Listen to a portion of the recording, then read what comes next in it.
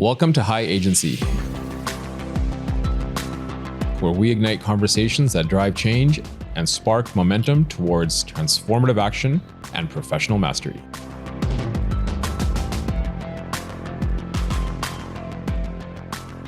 It's easy to forget how much change we've seen in less than 2 short decades. Since the early 2000s, digital ad spending skyrocketed from $36 billion to over $500 billion, approximately $600 billion globally. Our economy is driven by massive factors that didn't even exist 10 or 12 years ago. The rise of data-driven marketing has seen 91% of organizations reporting its importance to their business. Meanwhile, the gig economy has exploded with almost half of US workers participating through their main or supplemental income streams. The role of marketers, and especially those in leadership or executive roles, has grown, diversified, and fragmented as the role and mandate of marketing as a business function has become exponentially complex, and alongside the technological and cultural shifts that we've seen over the course of many years. So enter Christine Pilkington, founder and CEO of Crisp Media, a Vancouver-based firm specializing in fractional CMO services, with a career spanning collaborations with major brands like BMW, Mini, Indigo, and Chevrolet, as well as top Canadian media outlets such as Maclean's and CityTV. Christine brings a wealth of experience to the table. Christine's journey led from her early days as a project manager with Blast Radius in the early 2000s to her current role as a fractional CMO. And in that time, her roles have spanned everything from project management and delivery to digital product development and ad tech, giving her a diverse range of technical and leadership skills. Christine's got some insights into how the marketing landscape has evolved, emphasizing the shift towards digital strategies, data-driven decision-making, and the integration of marketing technology. So let's explore the transformative power of fractional CMOs and get some insight into the future of marketing and the evolving role of marketing leaders in the ever-accelerating business environment. Welcome to High Agency with Christine Pilkington. Thanks for having me. Yeah, thanks for coming. So I'd mentioned earlier when we were talking that I felt some parallels in your background of how you kind of transitioned from a number of different spaces. But in my research and creeping around on the internet and your LinkedIn profile, what I could see was that you had started early career in project management, and that too with Blast Radius, which was a digital agency before digital agencies were even a thing. Mm-hmm. And then that naturally led towards lots of tech development, and then it gradually shifted into marketing. So that's just the very, very broad view, but I'd love to hear about your background and where it kind of all started for you and how you arrived to the point of being a fractional CMO. Wow. Okay. So I actually started at a time where the web was actually just taking off. And in fact, my very first interview, the 2 people who had interviewed me had not even seen what a website was. That's how, and I actually, it was funny because I'd been researching the company and they happened to have a website. This is in the mid 90s, right? Mm-hmm. And I was fresh out of school, university. I had gone to a library. I printed off their website because it was all on one page. Mm-hmm. And there it was on a dot matrix printer, all folded up. I'm hoping I'm not the only one who knows what this is. So all folded up. I had the sides all ripped off with those holes, right? And it was in a folder. And I was explaining to them. They said, "What questions do you have?" And I said, "Well, I'm really interested in the fact that you have this website. It shows that you're going somewhere. Tell me about it." And they looked at me blankly and they said, "That was mentioned last week in our meeting. I have no idea what that is." And then I said, "Oh, that's funny. Here it is." And I showed them a paper version of their website. And so it must have been really weird. Pretty early days. Yeah. So what was really interesting about that job as it relates to this, I was actually, because they then dubbed me as being a pretty technical person, mm-hmm. even though I was an English major, I got a lot of leeway of all of these different really interesting projects because they were trying to disrupt the legal reference publishing space. Mm-hmm. And they were rolling out all of these digital projects at the time. And they were like, "You look like someone who knows what they're doing." And so they started involving me in all those things. And then that's how I realized, because I was a production editor coordinating the production of publications, and I like tech. And then I realized that I could combine those two things and become a project manager. So then that's what I did. And I mean, we shared on LinkedIn, and you saw on LinkedIn, I then became a project coordinator for an ISP, realizing I didn't really want to get into like networks and infrastructure, and then made a pivot into digital. And it was a really exciting time because what you had were brands that were really exploring the space, some very interesting projects happening. For example, Mini was just launching. You mentioned Mini in my background. Mini was launching in Canada, and they didn't have a car configurator when they started. That's how early it was, right? So my team was responsible for making that so that you could actually design your car on the fly on a website. There was even technology that wasn't able to even do that on the interface level at the time. So then just fast forward, I had the real distinct pleasure of working with some like uber smart people who have had storied careers, like they've gone on into R&D in Google and things like this. All of that very excitingly was happening in Vancouver and Toronto and in Canada. So we were really part of that. And then landed at Rogers Media, combining that background in content and tech. And then realizing, because this is now coming, like this is 15 years ago when I left Rogers, realizing that there was a opportunity around mobile, was, smartphones were coming, WordPress, anyone could build a website at this point. And with social, anyone could amplify what they were doing online. So I was like, that's what I wanted to do. So I launched a digital publisher. I was actually the publisher of VancouverMom.ca for many years. I just sold that a couple of years ago. And then along the way, I just kind of was there when things were happening. Yeah. And so people would say, oh, one of our advertisers was saying, oh, this thing about Instagram, that looks we need to do that. Can you tell us what we should be doing? And so I would. Or, I had another client in Destination Canada who they were launching a very complex content marketing program with the advent, I think it was with Canada's 150 anniversary or 100. My math is wrong. But anyway, and did that. And then landed here where there was an opportunity, and we're going to talk about it in a moment, just so much noise with marketing. Mm-hmm. And there was a real opportunity for clarifying what marketing is in organizations.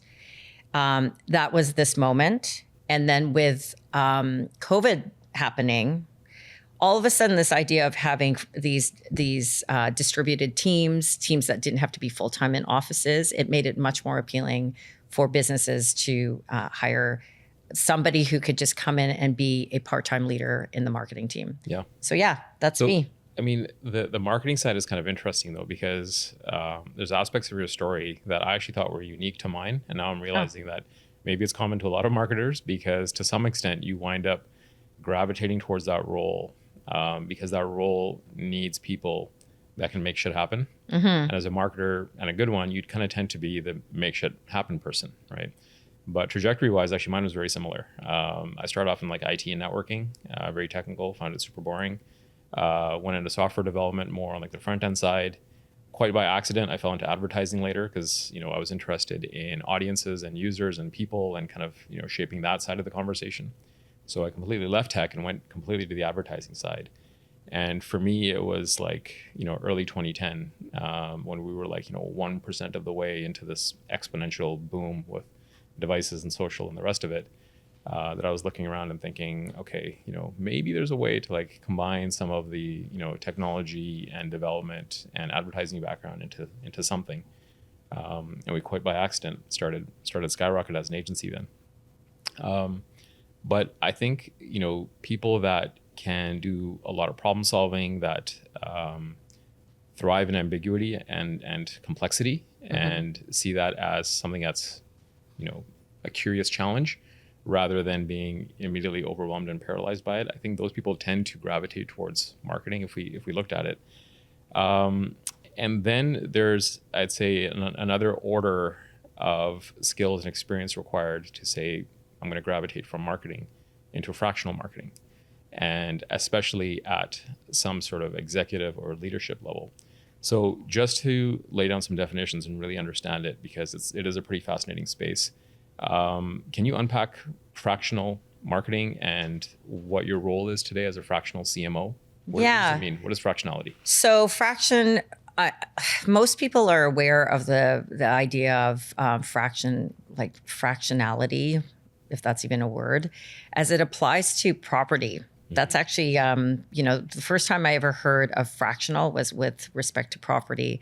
So it's quite common in Whistler, for example, for you to be able to buy 1/8 of a house and then you use it for 1/8 of the time and you share it with 7 other people. That's quite, if you take that concept and you translate that over to people, it's taking 1/5, 1/8, or a fraction of their time in order to, as opposed to full time, in order to provide that function to you. So the first time I had actually seen that applied to a person was with respect to, it was in a CFO financial environment. That's actually quite a common way. You have a lot of startups that need to raise money, but they can't actually afford a full-time CFO, and nor do they really need a full-time CFO. So they hire somebody on a fractional basis. So the big difference between, say, an agency and a fractional resource is that fractional resource is internal to the company. So we often talk about ourselves as being chameleons, where we'll go in and we will have email addresses. I'm currently on the website, like an about page as a CMO for several businesses right now. So you're fully embedded. Yeah, totally fully embedded. And what that means is not only does the internal team perceive us as being part of the team, I say that like we know we're being successful if we're being invited to a company barbecue, right? So part of the team, but it also means, especially as a CMO, that you're privy to internal information that I don't think an agency would necessarily have. So that's one core thing. The other thing is that, I sort of stumbled upon this because I was a marketing director for somebody who was actually doing fractional CMO work, even though that's not what she called it. And I also, previous to that, was doing ads and running digital, like Meta ads before it was Meta. And I was really frustrated with being very sort of low on that chain, where the decisions really downstream of the strategy. Exactly. Yeah. That's exactly it. That's downstream of the strategy. So I really wanted to be where the action was and start to make really strategic decisions. And because I've been in business for so long, I really am driven about understanding businesses and growing business, right? And that actually is what the core of marketing is, which we'll get into a second. But, and so that's why I pivoted. And it means that I get to collaborate, and our team gets to collaborate with CEOs, executive teams, leaders to really drive the business, And I would say that agencies, consultants, they tend to be on the external side. So that, even having worked agency side for so long, that alone can be really frustrating because of just how the decision-making process works. So yeah, that's what I would say. So, I can see why it's lucrative to the business, right? We don't need executive leadership level talent year round. So we're going to get it at those pivotal moments that we need. And we have somebody on speed dial that we can call to, help with major problem solving or major decisions. So how it's lucrative to your clients, that makes complete sense to me. But why was it attractive to you? Like, why do this over being in-house somewhere where you can potentially make a big impact and go really deep with your engagement? Like, why was it interesting to you? Yeah, because, maybe this is overshare, but I actually just discovered I have ADHD, right? And what that really means is, what's the smile? Yeah, me too. You do? Yeah. Well, a lot of executives and a lot of entrepreneurs have ADHD. And you were talking about like just going here and there and there. That's actually a part of it, right? And the other reason I was smiling was, I don't know, you still like to, on some level, just imagine that you're like a unique and beautiful snowflake. Yeah. And just increasingly, I'm realizing that, we're just animals with patterns, and there's a billion people that fit the same pattern that I do. Yeah. Yeah. Like we're twins. That's what you're saying? Yeah.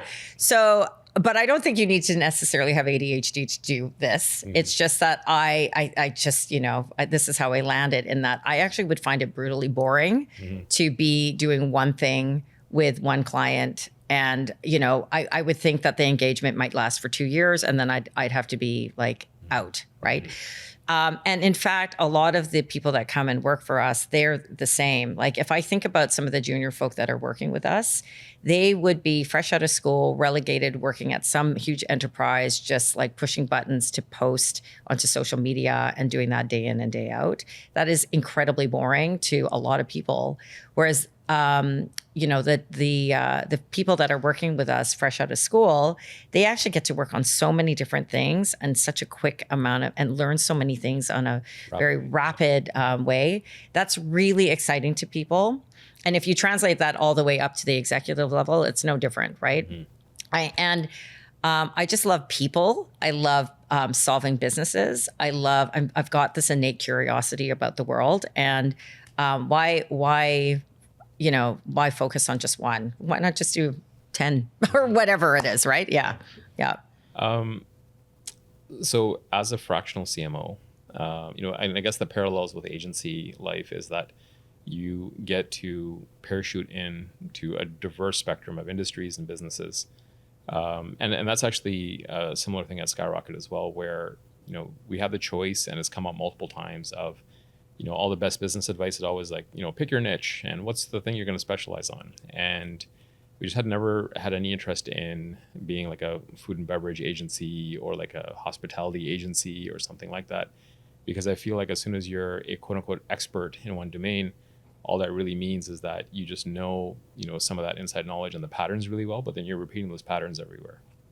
So what we decided to do instead was to kind of maintain this horizontal view, to say that we want to work with clients that are at some point in transition and they need a breakthrough of some sort.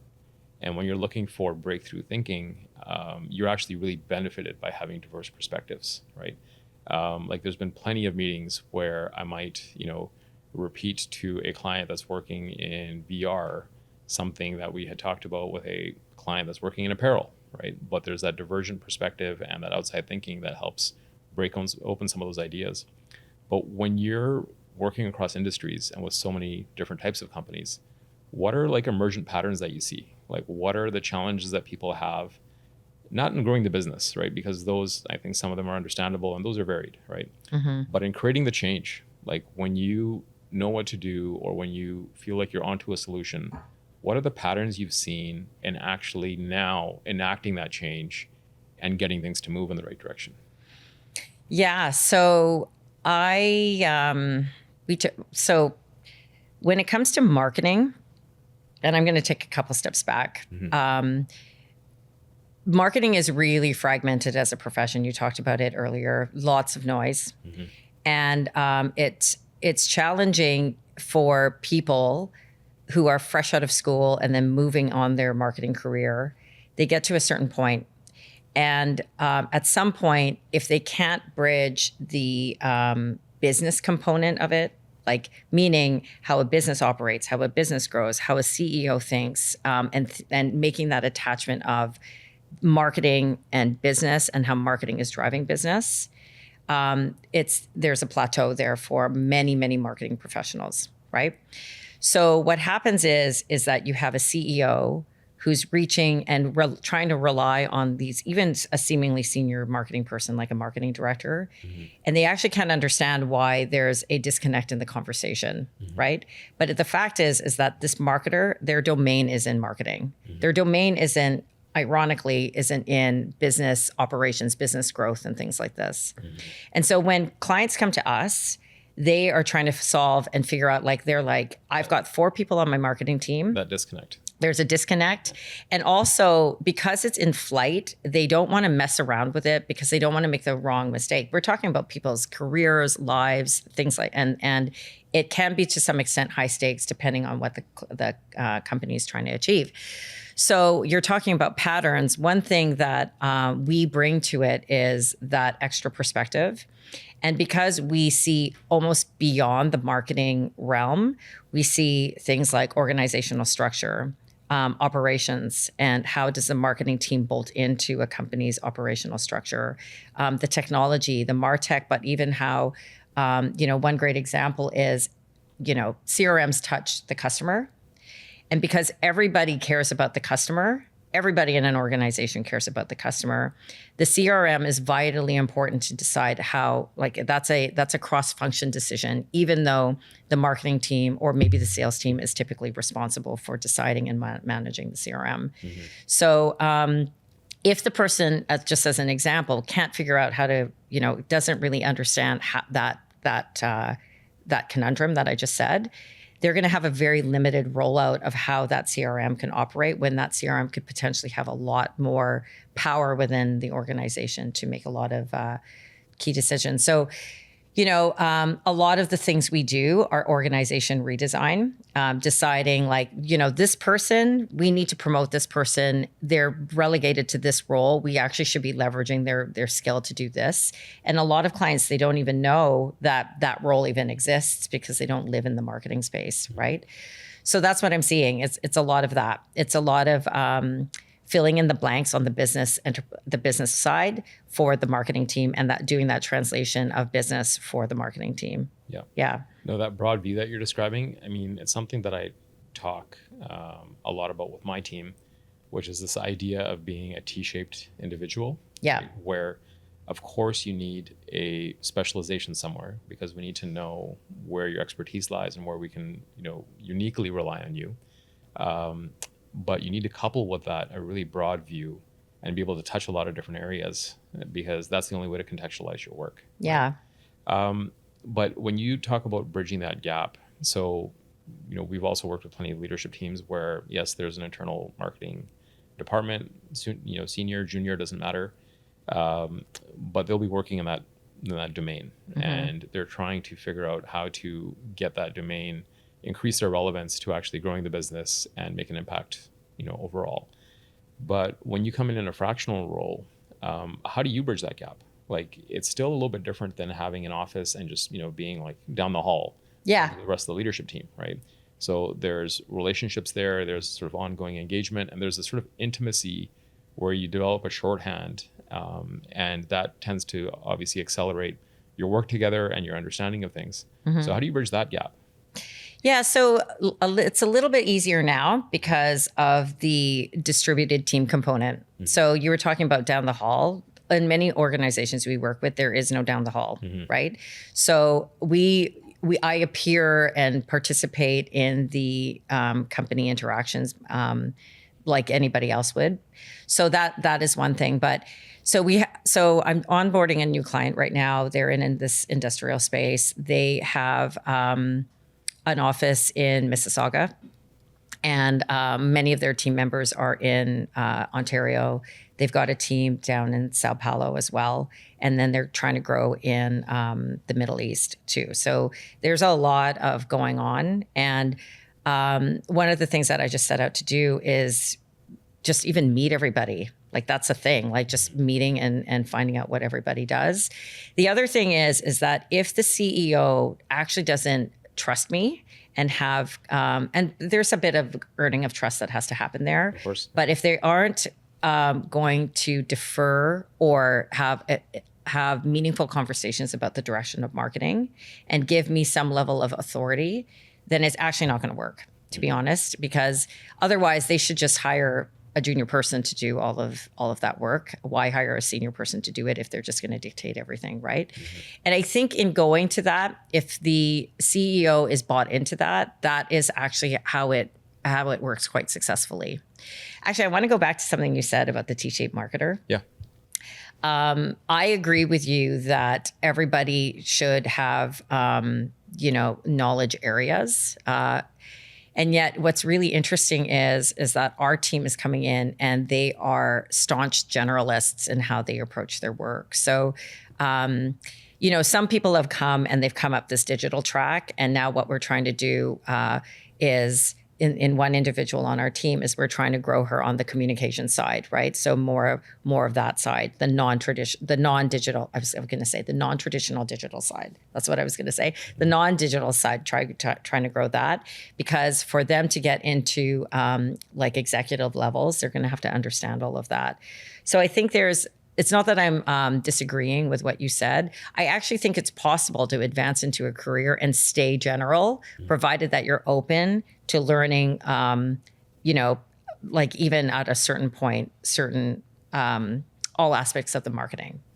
Yeah, well, I mean, look, there's lots of thinking right now that's basically saying that, the future is going to be ruled by generalists, right? Yeah. Because advent of AI, the availability of information, just the sheer abundance of things means that we're probably going to need people that can put together a lot of different components rapidly, rather than turning to someone with expertise in one area, right? Yeah. Because that expertise is becoming abundant and highly, highly available. Just out of curiosity, as you were talking about digital, it just occurred to me, why do we still call it digital? It's weird. Yeah. I was actually wondering this very same thing 2 days ago. When did we start calling it digital? Like, because I was like, we used to call it multimedia. And then at one point, when did we start calling it digital? And I don't actually know why we still call it that. Yeah, I mean, it's an odd one. And to a large extent, I would say, especially when you think about advertising spend, sure, it's not out of home or sponsorships, there's other categories. But digital is just marketing and advertising to some extent. I mean, it's the center of everything that intersects in any meaningful way. If you see a massive billboard somewhere, chances are it might have a website address or a QR code on it, right? Yeah. So everything is converging through it. Yet we still give it this weird name as if it's, alien in some ways. Yeah. It's an odd one. So what do you see as the big changes coming? Like, people are coming into marketing, people are coming into roles in companies and dealing with the shifts that are happening and seem to be accelerating, right? And, as someone that I've mentored, I think a lot of people coming out of UBC's Sauder School of Business. And the thing that I used to see there that was quite interesting to me is you get these kids that were, sitting at the crux of psychology and marketing for some reason. Yeah, we have a couple. Yeah, and it would come up all the time where you could see that they had somehow gravitated towards this. And the question would be, I'm not sure whether to major in psychology or marketing. They're both interesting to me. And 9 times out of 10, I was going to psychology. Right? Really? Yeah, because I said the marketing stuff, I feel there's a lot of change coming. There's some principles that are fundamental for sure. But my belief was that if you can figure out the human behavior side of it and get really intimate yourself with understanding what shapes people, how our decisions are made, what guides those decisions, that if you have those as fundamentals, that then the frameworks, the tools, the experience, that'll come anyways, right? Because I don't think anybody ever even hires somebody that might have majored in marketing and assumes that they're going to be able to do anything, right? Without having a lot of experience and actually be in the trenches for a little while. So my nudge was always to say, check out the psychology side and see if that isn't a better foray before you then actually enter the market as a marketer. And that was just, I think my experience and where I saw some benefit. But for anybody that's entering the marketplace now, for anybody that's young and interested in this world of shaping consumer behavior, of building communications and experiences that connect people with the value they're trying to receive, what would your advice to them be? What are the changes that you're seeing today? For young people or just in marketing in general? I think both. One for young people, of somebody who's coming in, right? Yeah. And then second to that is, what are the big changes you're seeing in the realm in general? Yeah, so I talked about how my own background is in English. I'm an English major. I'm the least on paper technical person on the planet, and I actually think, having been an English major, to your point about being a psychology, pursuing areas of psychology, reading and, reading literature, it actually, forces your brain to actually have to analyze, how do these characters behave. I actually just read this book, Stolen Focus. Have you heard of it? No. So the guy, oh gosh, what's his name? Anyway, the author is basically saying that it's just all about how technology has constricted our ability to focus. And in it, he talks about, and I'm going to butcher all of it, but he talks about how people who read develop more empathy because they can imagine how characters would behave, and then they can translate that into real life, right? Yeah. So if you think about, even though I'm an English major, and so then you think, okay, I've perhaps taken that skill and become a more curious person. In terms of empathy and understanding human behavior, that's something to apply into marketing. So even though there isn't a direct path to what I'm doing, you can see how there'd be influence in terms of making me a person who might be successful in what I do. I have teenagers, so I know a lot of people graduating from school. We have people who are, even young on our school, like in our company that we hire. And I do believe that if you can explore areas that aren't rigid, like play a little bit, it makes you a richer person. It makes you a more interesting person to hire. And it brings that perspective into the mix, into any team. You were saying earlier just about diversity of thought and different perspectives. One of the things we really tap into at CRISP is us having this hive mind, right? It is really important for us to have different perspectives on, just how people see the world, but also different skill sets. So, we're doing this podcast and things like this. So it might actually happen where a client might be looking for a podcast, but the team that's been assigned has never done that. Mm-hmm. But there are people within our team that we can tap that could potentially be doing that, whether it's a podcast, implementing a HubSpot rollout, or what have you. So diversity in thought is really important. And so, yeah, I would say even in my own daughter, she's in art school right now, and she has so many wide interests. And I'm like, just do that. Learn actually how to be a creative person. Mm-hmm. Learn how to be a curious person, and then figure out what you want to do, because that is a really good foundation. Now, on the whole business side of it, one thing I've been thinking about, and I've been talking about how archaic I am, right? So when I graduated from university, I was either going to be an editor or I was going to go into communications, because that's what an English person does, like a person graduating from English. And at the time, I was reflecting on this just this past week. Communications as a profession was so simple, like seemingly so simple if I look back at it. There was none of this, digital marketing stuff, none of that. No influencers to have to deal with, no social media to have to deal with. And it was, press releases, writing copy for certain things. That's what that job was.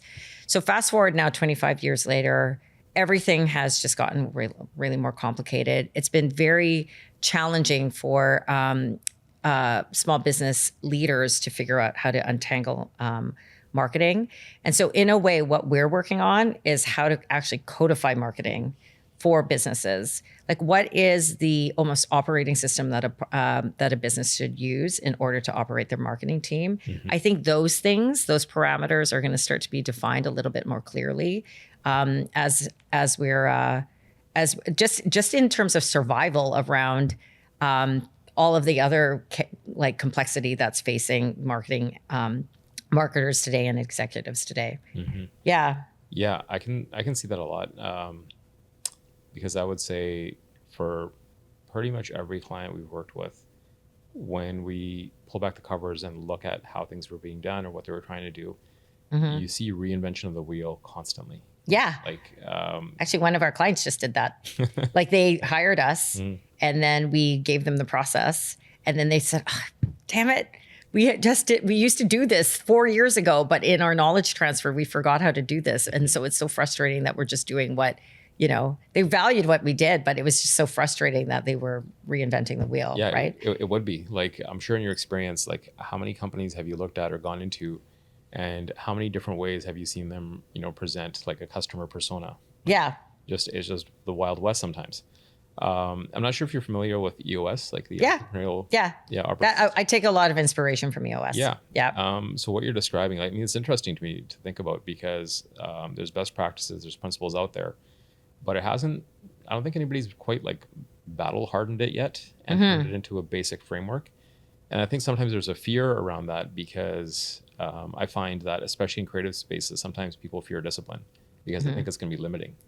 And my argument for frameworks and best practices is always that actually, if you take the basics, the mundane stuff, and develop a discipline around it, it actually opens up the amount of space that you have for creativity, right? So that your creativity isn't trying to solve the basics of a marketing framework or a campaign, but is actually spent on solving the human problem, which is how do we make something emotionally engaging in some meaningful way that communicates our value. 100%. I agree with that. So customers or businesses are even trying to figure out how to start projects like marketing projects. I mean, what I mean by that is they'll have many, many, many ideas floating about, and yet they don't know how to initiate a project to make it a actual thing, right? So there's this frustration that happens because they have all these great ideas, but they actually can't advance anything forward. And maybe this is perhaps my project management background coming in, right? But if they actually had a clear process on how to identify an idea and prioritize an idea, filter out bad ideas, they would actually be more successful, to your point, in terms of being able to focus more on creating something, right? But because they're missing that operational component, so many things die on the vine, right? Yeah. Or they'll muster up the courage to take the risk, and then there'll be some sort of like spray and pray initiative. Yeah. And then feel burned by it or not get the results they're after, live with the trauma of that for many months or years, and then try again, but largely in the same way. So, can we talk about a couple of scenarios? Like, I really want to hear about some instances, whatever you can share, where you were in a situation or went into a company and were able to create the alignment, put the frameworks in place, and actually deliver growth. And what were the, I guess, attributes or characteristics of that environment where it didn't allow you to be successful? Of that same environment? Or a different one. Yeah. I mean, this is actually a really small business example.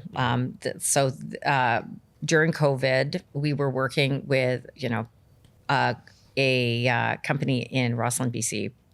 And her business was largely powered by tourism. And of course, during COVID, everything was shut down. So she's a kitchen supply company, or, very similar to Gourmet Warehouse, where you buy gourmet supplies. And so on some level, her business was booming because that's what everybody was doing, making bread during COVID. But it was very limited to her local market because she really wasn't digitized. Like, she didn't have a real website, or she did, but it wasn't enabled for that. Yeah, exactly. And so we just even go in there and be very intimate about what she was trying to accomplish and having very good, honest conversations.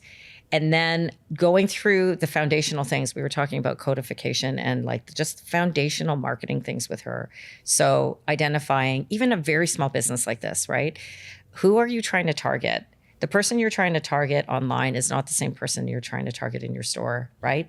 We have to be able to reach people in Ontario, and we have to be able to convey a brand and credibility when they come online. So being very clear about that, being really clear about even her logo. She didn't even have a meaningful logo because she never needed to have one. So going about and clarifying the brand, talking about how her website had to be optimized. It wasn't even just like the design of the website, but actually just loading all of her products into the website. She had thousands of products that weren't available for shopping on the website. So this is where the marketing hat crosses into some operational things. Even how she originally had put her inventory into her system wasn't enabled for online, because they were only enabled for somebody internal. So she had to go about and rename all of those things. So that, and then ultimately helping her figure out promotional strategies like Google ads and whatnot to be able to get eyeballs onto the website.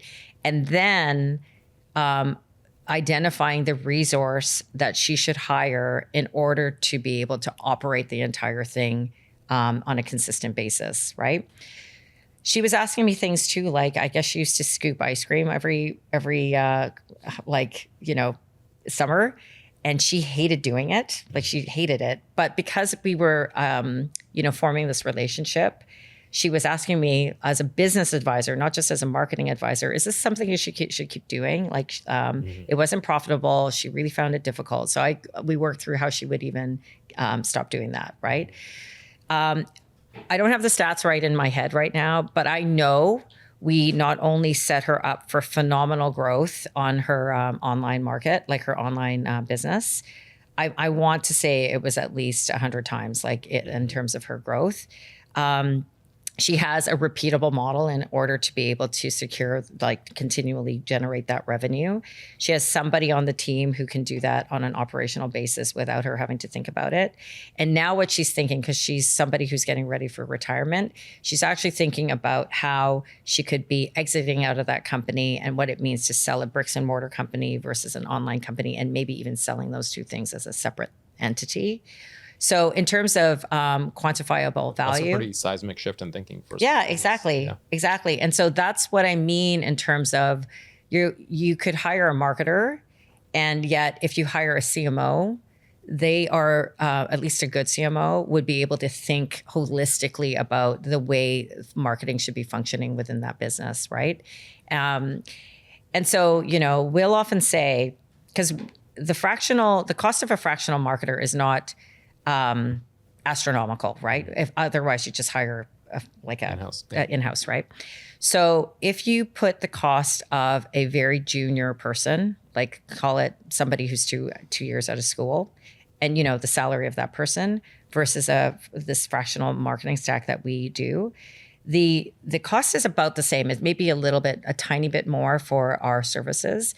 But because we have that senior level, or any CMO would have that senior level thinking to bring to the table. The impact of those dollars goes further. Exactly. It just goes a lot further. So, that's that. So has there been a situation, and that's a great success story. And I love the fact that it's a small business because, a 100% growth in a small business, that's like life-changing, destiny-changing stuff. But has there been a scenario where you haven't been set up for success? Yeah. Where you were disempowered? And how do you negotiate that? Because you can be like the best change maker in the world, but to some extent, the soil has to be viable as well to grow things, right? Yeah. And so, what was the situation where you weren't set up for success, and how'd you deal with it? Yeah, so there are customers that want to outsource their marketing forever because they don't want to be in the marketing business. They want to focus on their core business and they don't want to do marketing. And those are our forever clients, right? But there are clients that actually have a marketing problem, and we're hired to be fired, is what I say, right? So they want us to come in and solve it. Yeah. And that might be a year, maybe 2 years, and then they want us to leave. And sometimes those problems are it's too chaotic for an external person to, or rather a contractor or a fractional person to solve. So I'll give you an example. We had a client. They were in the they did programs, right? But they had like 4 core businesses or 4 core channels that had 4 different programs with 4 totally different targets, and had a very high amount of content that needed to be produced, and a lot of operational things to be looked after. On top of that, the leadership was a bit fragmented. Everybody had a lot of opinions, and the leaders of those 4 business units were all kind of jockeying for their own thing that they wanted, right? So there are some cases where, and this is actually true of even fractional financial services offerings, that sometimes it makes sense. You actually do need somebody internal, Yep. right? Or more senior person internal, or even just somebody doing the work on a day-to-day, invest in that more.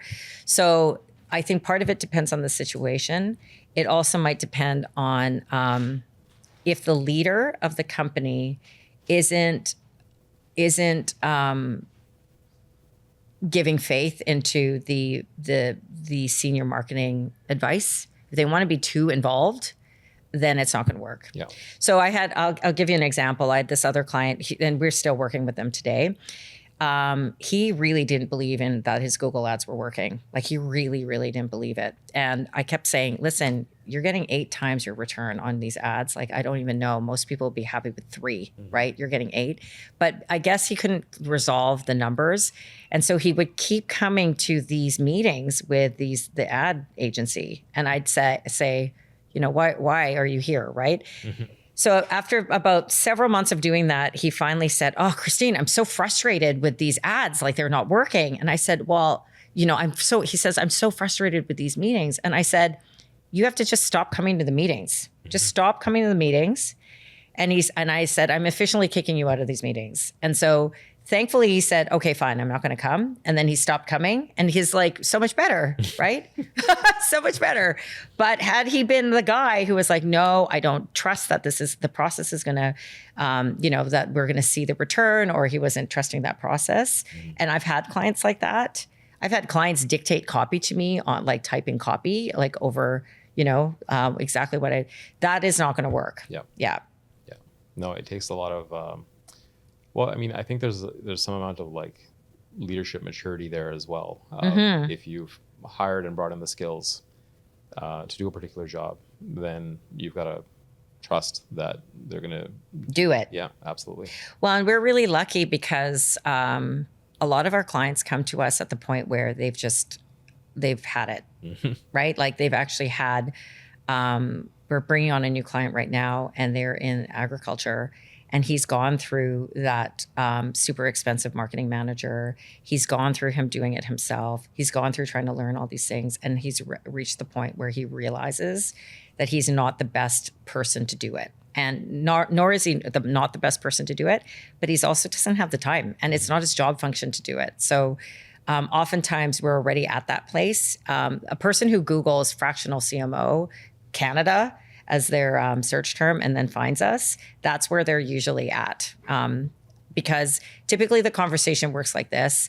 They have this issue with marketing. They go to their networking business circle, their like mastermind group. They say, oh my gosh, I'm having this problem. And then someone will say, have you heard of fractional marketing or fractional CMO? And then they'll say, yeah, yes, or no. And then they'll find us. And then they're typically already at that journey. What's the, I guess my last question for you. What are you most excited about next? Really? Oh, yeah. So we were talking about this codification of marketing. Yeah. And it was really somebody on my team that used that. He said, Christine, what we're trying to do is we're trying to codify marketing. And I'm like, yes, that is really freaking hard, right? Like, especially with something so fragmented. Yes, it is really hard. And I don't even know if we're going to be able to do that. But that is actually, if we talk about BHAGs, that's like what we're trying to do, right? So this idea of being able to give a playbook, you were talking about EOS, like some kind of operating system for our clients or anybody to be able to refer around how a team should be structured, how to, how to operate a healthy marketing team, how to do all that. That is really, really exciting. And I think if I think about what we're offering on a the value that we bring to our clients, that's what we're doing. We just haven't figured out the book yet, Yeah. Yeah, that's a lot. But why is it exciting? Like, what's the opportunity you see in it? I think there's a lot of pain out there, to be honest, frustration. And a lot of clients, they don't realize that, or a lot of business owners out there don't realize that they actually have access to something like that, but also that the answer, it's not, I don't want to say that it's simple because it is a complex answer, but with some basic practices, they actually can get there to a harmoniously operating marketing team. Have you heard high agency before, the phrase? Yeah, you asked me this, Yeah. and asked me to think about it. So what is high agency? I actually have no idea, and I didn't Google, and I didn't find out. And I did ask one person, and it's escaping me what he suggested it was, but I actually don't know what it means. Okay, that's all right. So the reason why we call the podcast high agency is it's this phrase that just kind of came up recently, but it's describing a behavior. Like agency for people is when you are operating in a way that you've got control, you can make decisions for yourself. And high agency people are those that tend to believe that their destiny is in their own control, and that they're not just at the effect of the world, that they're able to shape and affect the world around them. Right. So, it's like growth mindset, but as it relates to how you operate in the world. Action. Yeah. Yeah. Action. High agency. Yeah. Cool. Yeah. We thought it was pretty cool. Yeah. We Did you podcast, printed these things out? I think it's pretty cool. Did you come up with that phrase, or did you adopt that phrase? No, I heard the phrase, and then we adopted it because I'm very much a believer that good artists copy, but great artists steal. Yeah. So I was like, we're gonna steal this. Can we just talk about that for a second? So, I was really upset. Like, I'm like, why would they make school in such a way where you can't copy things, right? Like, and collaborate, you actually get punished for that. And I remember I was at the art gallery, and at the time my kids were really small, and they had these days where these days where kids could just interact with art. And so they had this piece of craft paper that was on the floor, and there must have been, I don't know, 30 feet in length, 40 feet in length. And then they had various material on this piece of craft paper, right? So if you were walking the length, you'd see like pipe cleaners, paper cups, like little foam circles, whatever. And it was honestly a visual of innovation, because you could see how maybe you'd have disparate material over here, and then somebody started poking pipe cleaners into this styrofoam circle, and then somebody over here took that concept and then attached it to this, and then by the end it was this completely evolved process because the person had seen what they had seen right beside each other. Yeah. Built on that, and built on it. Yeah. Cool. Well, thanks for coming in, Christine. Thank you for having me. Well, hopefully we've given you a lot to think about. That was High Agency. Like and subscribe, and we will see you next time.